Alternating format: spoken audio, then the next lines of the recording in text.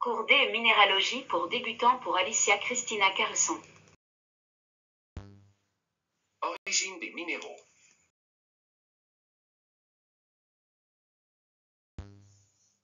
Minéraux associés aux environnements pegmatiques, pneumatolytiques et hydrothermiques. Tous les magmas contiennent des quantités variables de composants volatiles qui se concentrent à mesure que la température diminue.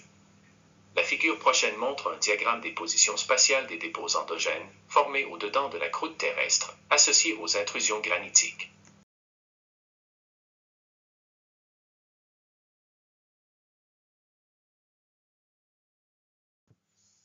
Entre 600 degrés Celsius et 500 degrés Celsius, la cristallisation des minéraux pegmatitiques se produit. Il s'agit de poches de quartz riches en minéraux du groupe du mica et du feldspath, comme l'orthose, le microcline et l'albite. De plus, il contient des minéraux rares, tels que le béryl, le groupe tourmaline, cycle silicaté aux formules complexes, la topaze, la fluorite et le groupe apatite avec une composition chimique approximative, entre autres points en la figure prochaine montrant A et B, deux minéraux pegmatitiques tels que la variété du groupe tourmaline, le chorlita, et la variété céleste du groupe apatite.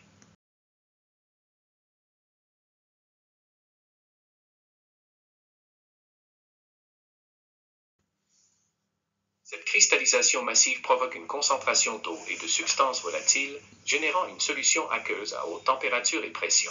Ces solutions s'infiltrent dans les plans de faiblesse de la roche froide environnante, où les gaz se condensent, donnant naissance à des cristaux bien développés.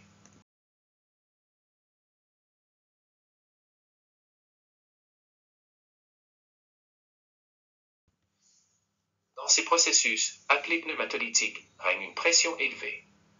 Au cours de cette étape, des gisements d'étain, de tungstène et de molybdène, appelés grisène, se forment. Ces gisements sont porteurs de minéraux d'importance économique tels que la wolframite, la schellite et la cassitérite. Accompagnés de topaze, d'albite et du groupe tourmaline comme principaux minéraux points en la figure prochaine montrant C et D, deux minéraux de paragenèse pneumatolytique comme la variété verte du groupe des tourmalines, la verdélite et la topaze céleste.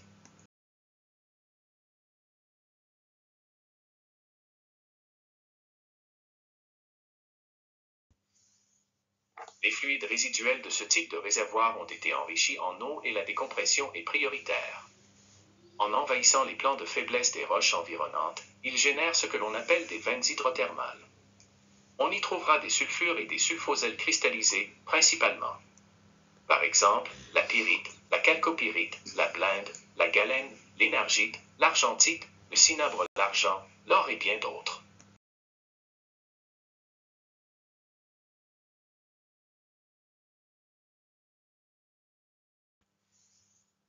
Au stade avancé, c'est-à-dire lorsque la température des gaz et liquides hydrothermaux est descendue en dessous de 100 degrés Celsius, on trouve principalement des minéraux appartenant au groupe des carbonates, sulfates et vanadates. Comme la barytine, la calcite, la vanadinite, la wulfénite, parmi les plus fréquentes.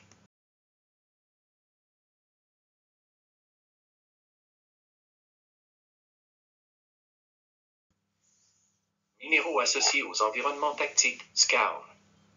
Les solutions minéralisantes, qui génèrent des pegmatites, lorsqu'elles sont séparées du magma plutonique, peuvent être trouvées avec des roches chimiquement réactives telles que le marbre. À cette occasion, ils formeront une série de gisements minéraux appelés tactites ou skarn.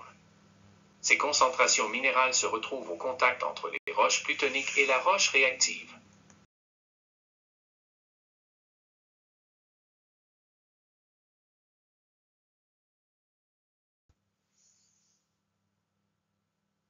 Les gisements minéraux de contact sont caractérisés par la présence de minéraux silicatés à gros grains, riches en calcium, iron, magnésium and manganèse, tels que la vésuvienne, épidote, minéraux du groupe Elvine, grossulaire et de nombreux autres silicates riches en C. En la figure prochaine montrant E et F, montrent deux minéraux que l'on retrouve couramment dans les tactites de Cordoba, Argentine, comme la vésuvienne et la méionite.